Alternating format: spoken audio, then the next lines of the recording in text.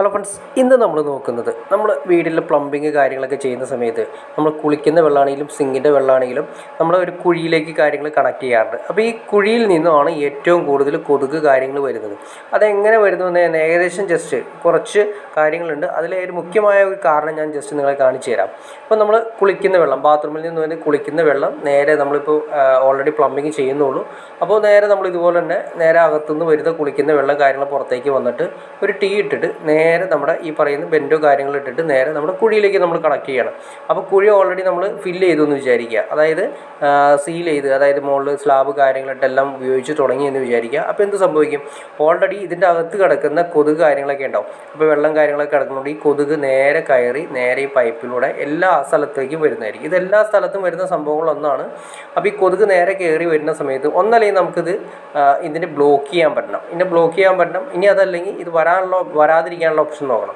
അപ്പോൾ നമ്മളിതിൻ്റെ മുകളിൽ നമ്മൾ എയർ പോകാൻ വേണ്ടിയിട്ട് നമ്മളൊരു എയർ കോൾ കൊടുത്തിട്ടുണ്ടാവും. അപ്പോൾ ഈ ടീയുടെ മുകളിലായിട്ടാണ് നമ്മൾ എയർ കോൾ കൊടുക്കുന്നത്. അപ്പോൾ ഈ എയർ കോൾ നമ്മൾ വാങ്ങിക്കുന്ന സമയത്ത് ഒരുപാട് കാര്യങ്ങൾ ശ്രദ്ധിക്കാനുണ്ട്. പണ്ടൊക്കെ എയർ കോൾ വന്നുകൊണ്ടിരുന്നത് ഇത്രയും ലെവലിൽ തന്നെ ഫ്രീ ആയിട്ട് വരും. ഇനി അതല്ല, ചെറിയ നെറ്റുകളും വരാറുണ്ട്. ഇങ്ങനെ വരുന്ന സമയത്ത് ഇതിൻ്റെ അകത്തൊരു നെറ്റ് വരുന്നുണ്ട്. അതിൻ്റെ ഉപയോഗം ഞാൻ പറഞ്ഞുതരാം. ഇങ്ങനെയാണ് ആദ്യമൊക്കെ വന്നുകൊണ്ടിരുന്നത്. അതായത് ജസ്റ്റ് ഒരു എയർ കോൾ വെറുതെ പുറമേ നിന്ന് മാത്രം എയർ പോകുന്ന രീതിയിൽ റിലീസാകുന്ന വലിയ ഹോളുകളാണ് വന്നിരുന്നത്. സിമ്പിളായിട്ട് കൊതുകുകളെല്ലാം തന്നെ ഇതിൽ നിന്ന് പുറത്തേക്ക് വരും. അപ്പോൾ നമ്മൾ രാത്രിയൊക്കെ ആവുന്ന സമയത്ത് വീടിന് ചുറ്റും കൊതുക് വരാനുള്ള ചാൻസ് ഉണ്ട്. അപ്പോൾ ഇതെല്ലാം ഒഴിവാക്കാൻ വേണ്ടിയിട്ട് ഇപ്പോൾ വരുന്ന എയർ കോളുകളിൽ ഇതുപോലെ സ്റ്റെയിൻലെസ് സ്റ്റീലിൻ്റെ നെറ്റ് വരുന്ന സിസ്റ്റമുണ്ട്. അപ്പോൾ നിങ്ങൾ വാങ്ങിക്കുന്ന സമയത്ത് ഇതുപോലെ സ്റ്റെയിൻലെസ് സ്റ്റീലിൻ്റെ വരുന്ന രീതിയിൽ തന്നെയുള്ള നെറ്റുള്ളത് തന്നെ വാങ്ങിക്കണം. സ്റ്റെയിൻലെസ് സ്റ്റീൽ തന്നെ വാങ്ങിക്കണം. ചിലത് PVC തന്നെ, അതായത് നമ്മുടെ ഈ ഫിറ്റിങ്സിൻ്റെ ലെവലിൽ തന്നെ നെറ്റ് വരാറുണ്ട്. അത് കുറേ നാൾ കഴിയുന്ന സമയത്ത് ആ നെറ്റ് ദ്രവിച്ച് ഒടിഞ്ഞു പോകുന്നത് കാണാൻ സാധിക്കും. അപ്പോൾ നമുക്ക് ഈ പറയുന്ന നെറ്റുള്ള ASSൻ്റെ നെറ്റ്, അത് സ്റ്റെയിൻലെസ് സ്റ്റീലിൻ്റെ നെറ്റ് വരുന്ന രീതിയിലുള്ള മെറ്റീരിയൽസാണ് നമ്മൾ ഏറ്റവും കൂടുതൽ ഉപയോഗിക്കേണ്ടത്. അത് സുപ്രീമിൽ വരുന്നുണ്ട്, സ്റ്റാറിൽ വരുന്നുണ്ട്, ഫിനോലെക്സിൽ വരുന്നുണ്ട്. അങ്ങനെ എല്ലാ കമ്പനികളിലും തന്നെ ഇപ്പോൾ ഈ പറയുന്ന സ്റ്റെയിൻലെസ് സ്റ്റീൽ വരുന്നുണ്ട്. അപ്പോൾ ഇതിൻ്റെ ഗുണം വെച്ചിട്ടുണ്ടെങ്കിൽ കണ്ടോ, ഇതിൻ്റെ അകത്താണ് നെറ്റ് വരുന്നത്. അപ്പോൾ നെറ്റ് ഇട്ടതിന് ശേഷമാണ് നമ്മൾ ഈ വർക്കുകൾ അതിൽ ഫിറ്റ് ചെയ്യുന്നത്. അപ്പോൾ ഗുണം വെച്ചിട്ടുണ്ടെങ്കിൽ നമ്മൾ കൊതുക് കാര്യങ്ങൾ നേരെ കുഴിയിൽ നിന്ന് വന്നാൽ പോലും പുറത്തേക്ക് വരാത്ത രീതിയിൽ നെറ്റിൽ നിന്ന് പുറത്തേക്ക് ഒരിക്കലും കടക്കാൻ സാധിക്കില്ല.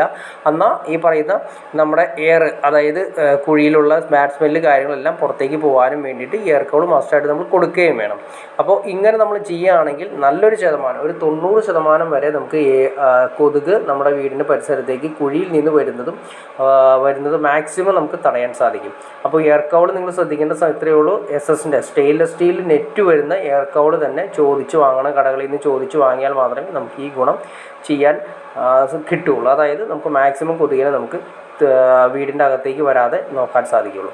അപ്പോൾ ഓക്കെ ഫ്രണ്ട്സ്, നിങ്ങൾക്ക് വീഡിയോ ഇഷ്ടപ്പെടുന്നു വിചാരിക്കുന്നു. ഇനി എന്തെങ്കിലും ഡൗട്ട്സ് കാര്യങ്ങളുണ്ടെങ്കിൽ തീർച്ചയായിട്ടും നിങ്ങൾ കമൻറ്റ് ചെയ്യാൻ മടിക്കരുത്. അതുപോലെ തന്നെ മാക്സിമം ഷെയർ ചെയ്യാനും മടിക്കരുത്. ചാനൽ ഒന്ന് സബ്സ്ക്രൈബ് ചെയ്യാനും മടിക്കരുത്. ഓക്കെ ഫ്രണ്ട്സ്, അടുത്ത വീഡിയോയിൽ കാണുന്നവരെ ഓക്കെ.